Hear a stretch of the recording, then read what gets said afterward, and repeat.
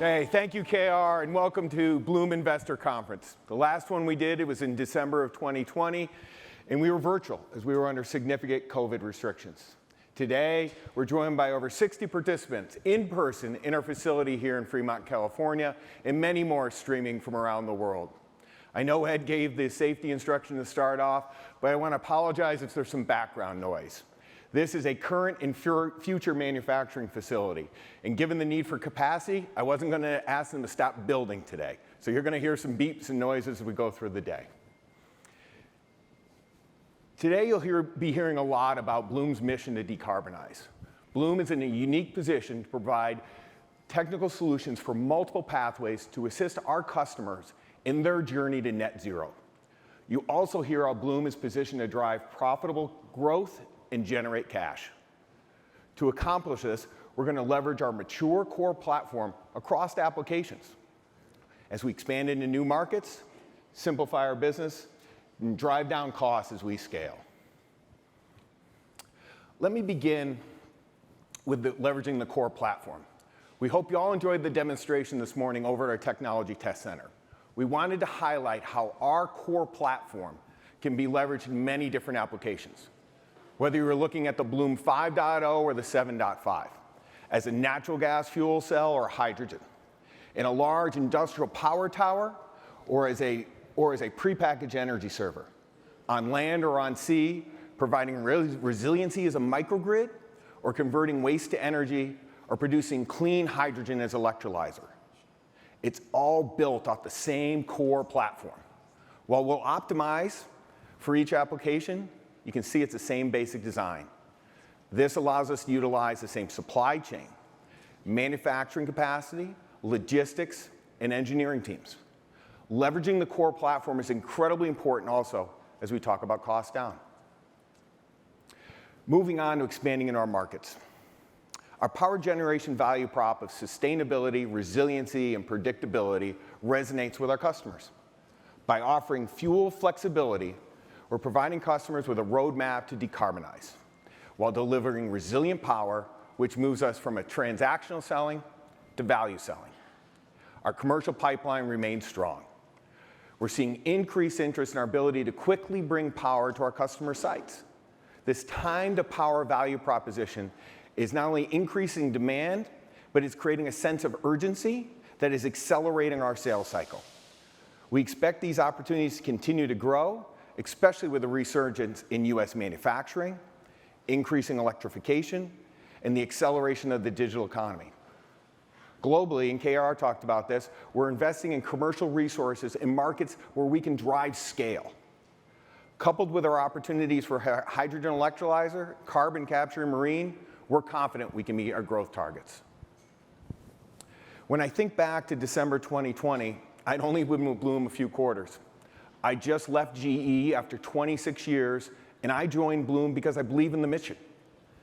At the last investor conference, we pledged to do a few things differently to simplify our business. We knew we had the best technology to help the world decarbonize, and my job as CFO was to give Bloom the long runway to meet that opportunity. We focused on increasing transparency and becoming more resilient.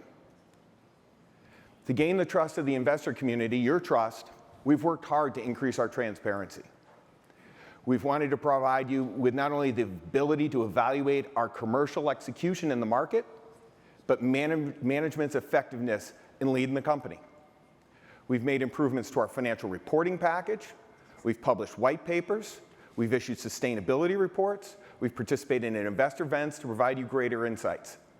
And based on your feedback in our recent investor perception study, I think we've made some progress here over the last 2 years.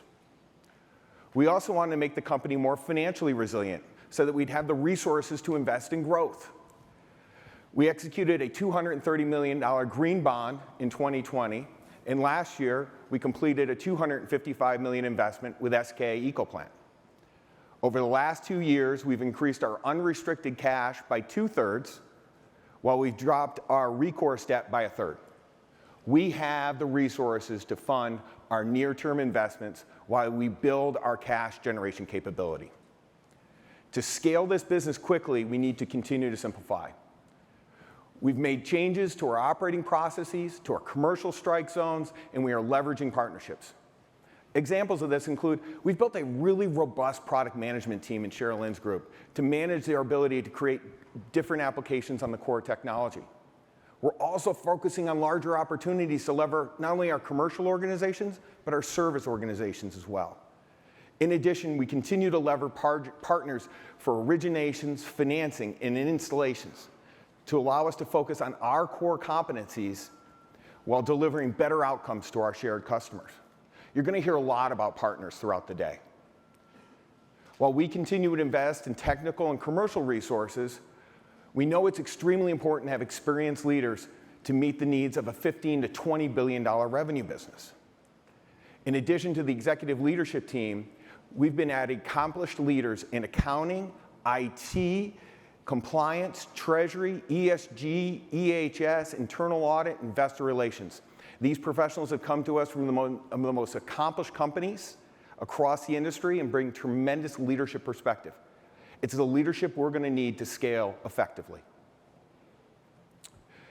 We always have remained focused on cost reductions across product, install, and service, as they each contribute to the delivered cost to our end customer.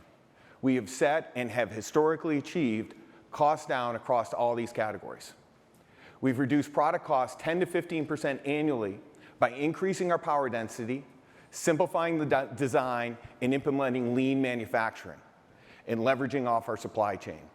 As KR described, each generation of the energy server provides more output in the same footprint. As we move from Bloom 5.0 to 7.5, the power increases 50%, reducing our cost per kilowatt. As we operationalize Bloom 7.5, we've already begun to think about the next generation of technology. There's more opportunity here. As you can see in this facility, we have a very automated manufacturing process. Economically, that's allowed us to keep our stack manufacturing here in California close to our engineering teams. Innovations in optical tooling and machine learning and advanced manufacturing have created an opportunity to implement robotics previously unavailable. That's just not about reducing cost, but we're going to need to automate for us to scale effectively. This year, we plan to invest $150 million in this building on increasing our fuel stack manufacturing capacity from 280 megawatts at the end of last year to 580 megawatts by the end of this year, and over a gigawatt by the end of 2023.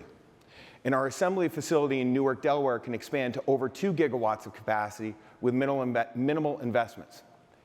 These are extremely attractive investments because as they reach full utilization, the payback on this is less than a year. And as we increase throughput, we gain valuable operating leverage to help us drive down our manufacturing cost. Many of our key suppliers have been with Bloom since the early days.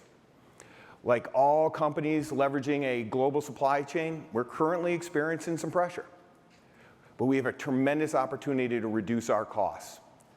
We work closely with our suppliers on targeted component costs, and they know that reducing costs is a key lever in our growth strategy. They also know that as we grow, they grow. We also have some inherent advantages to our technology. Solid oxide does not rely on precious metals like iridium or platinum, so we avoid all those shortages and price volatilities. Our solid state process has virtually no moving pieces, giving us a longer service life. With the current pressure on the supply chain, listen, it's unlikely we're going to get to our 10 to 15% down this year. But with improvements we're implementing, we expect to regain the cost down momentum, and if prices reduce as the supply chain stabilizes, we'll recognize additional benefits.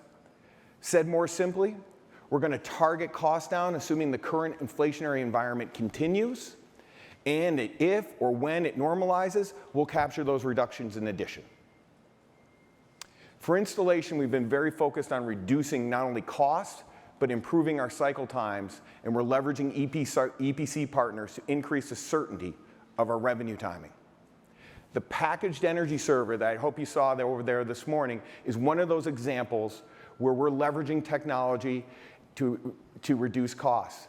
Rather than our traditional approach of assembling the servers on a customer site, we're packaging a unit all together in a standardized manufacturing environment in Delaware that also allows us to leverage EPCs for the installations, freeing up our team to be more strategic on reducing costs while improving our revenue predictability. We believe improvements like this, we can continue to reduce our cycle times and then continue to reduce our costs 10% annually. Our service business is transitioning from a gross margin profitable business through a relentless focus on performance and cost. To reduce our costs, we utilize a really robust reuse refurbish program. This provides lower cost replacement modules, and it's also just better for the environment. The other big lever to reduce service costs is increasing the time between power module replacements. Our servers are built with multiple sensors, gathering billions of data elements each day. The concept of digital twin or machine learning, it's not new to this team. We can tune variables to support different operating modes, improve performance, and extend life. These enhancements, coupled with technology advancements, for our 2016-2017 fuel cell shipments, we've recorded a median stack life of over 5 years on average. That's 2.6 times what the life was versus 2011. And for the fuel cells that we're shipping today out of this factory, our modeling says that we're approaching 6 years. And we're targeting 7 years for our shipments in the next 12 or 24 months. We are leveraging product costs down with data to improve our performance and to meet our annual service cost reduction of 12%. And our 20% non-GAAP gross margin target for this business still remains by 2025. We've often used the cost of electricity for a US customer as a proxy to measure our cost down efforts. As we are selling more on value, to me, the LCOE analysis is less relevant, but it still remains a yardstick to measure our progress on cost down. In 2015, for a typical 15-year US PPA, we were selling a solution with an average cost per kilowatt of 14 cents. The tolling, or the cost associated with the server, installation, service, and financing was about 11 cents, and the remainder being fuel. At our last Analyst Day, we talked a lot about getting our reduction in costs that enabled us to get to about 9 cents. Based on our continued cost reduction efforts, I would expect the Bloom portion of cost to be reduced to half again to reach 3 cents by 2028. And remember, while we show this for a natural gas PPA, this cost down benefits translates across our platform. Think electrolyzer, marine, all this savings translates across. Now, given the increase in natural gas, I thought it'd be worth spending a minute on the topic. First point, these are 15-year investment decisions. And given the abundancy of natural gas, one could expect that pricing to moderate over that period. Second, to the extent prices remain elevated, we have an inherent advantage as we operate at a higher efficiency than gas combustion. We do not see the recent natural gas movements as an issue for competitiveness for this business. We entered 2022 with a strong backlog. It was nearly double what it was the year before at $8.5 billion. This backlog will enable us to deliver 2022 revenue of $1.1 to $1.15 billion. Now we expect first half revenues to be roughly flat with the first half of 2021, and the growth coming in the second half as we add the stack manufacturing capacity. Our first half margins are challenged by higher costs on lower builds. While the average selling price is roughly the same, so it's not a price issue, selling price is roughly the same, our unit costs are elevated. So I would expect for the second quarter, margins to be similar as they were in the first quarter of this year. As we add capacity throughout the year and our volumes increase, this will result in a lower unit cost, and we'll get the benefits of that. To date, we've been able to offset the commodity inflation pressure through our cost down efforts. And while this challenge does continue to increase as we go into the second half, we believe we can offset this with revenue mix. We remain confident in our margin targets and to deliver positive CFOA, cash flow from operating activities, for the year. Listen, getting to operating income positive, non-GAAP operating income positive, and cash flow positive is a big rallying cry for this team. And we know once we get there, we can expand upon it. So we're very focused on delivering it for the year. Our prior accomplishments give us the confidence to think boldly about our business. Since 2017, we've grown our products and service revenue over 35%, and we've expanded our margins 25%. In February, based on the opportunities we were seeing in leveraging our core platform, we increased our revenue guidance rates to 30 to 35% through 2031. This was based on the growth prospects we saw in our core power generation business to continue to grow at our historical targeted rate of 25 to 30% through multiple fuels and geographies. We added 5 points for additional growth over the next 10 years as we build additional applications for electrolyzers, carbon capture, and marine. Today, you're going to hear a lot about these strategies in these markets. This growth, coupled with our cost downs, we're reaffirming our 2025 targets for achieving 30% non-GAAP gross margins and 15% non-GAAP operating margins. As we move beyond 2025, we will expect that there would be continued operating leverage to further expand these margins. And based on our expected cash performance this year, coupled with expanding margins, we are well positioned to increase our cash generation from operations in line with our revenue growth. Now, let me review the agenda for the day. Following me, we'll have Sherilyn Moore lead a discussion on our growth roadmap. We're seeing incredible interest in our fuel cell for power generation as our customers need clean, resilient, and abundant energy to grow their business. She'll be followed by Rick Butel, who leads our hydrogen electrolyzer and carbon capture strategies. Rick is a 30-year veteran of the industry and recently came to Bloom based on his belief in our differentiated technology.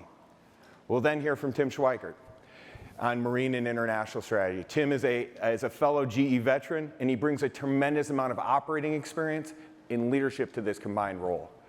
Our goal in this section is to provide you with deep proof points that we can grow our revenues 30 to 35% over the next decade as we leverage our core platform across applications and geographies.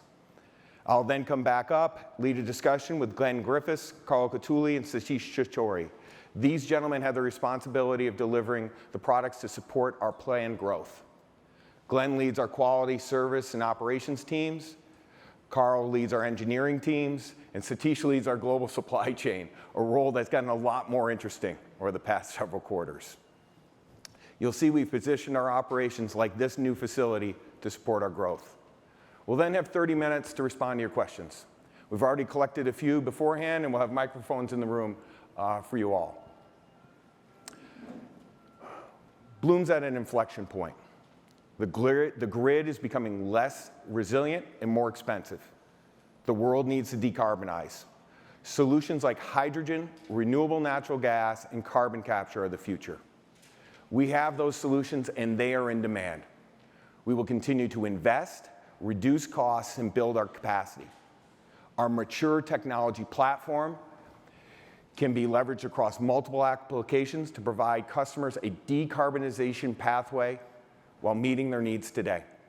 We will deliver robust growth, attractive returns, and regenerating cash. We have a clarity in our mission. We are extremely excited about our future.